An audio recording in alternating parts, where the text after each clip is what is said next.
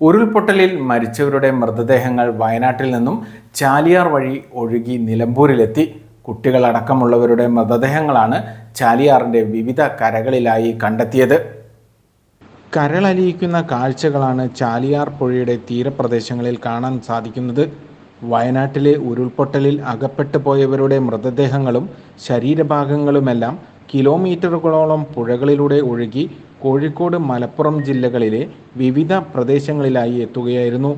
ചാലിയാർ പുഴയിൽ നിന്നും 20ഓളം മൃതദേഹങ്ങളാണ് ഇതുവരെ കണ്ടെത്തിയത്.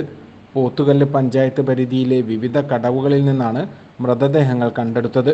വയനാട്ടിലെ ദുരന്തഭൂമിയിൽ നിന്നും റോഡ് മാർഗമാണെങ്കിൽ ഏതാണ്ട് 90 കിലോമീറ്റർ മാറിയാണ് ചാലിയാറിൻ്റെ തീരത്തെ പോത്തുകൽ പ്രദേശം. ഇതിന് സമീപത്തെ കടവുകളിൽ നിന്നാണ് മൃതദേഹങ്ങൾ ലഭിച്ചത്.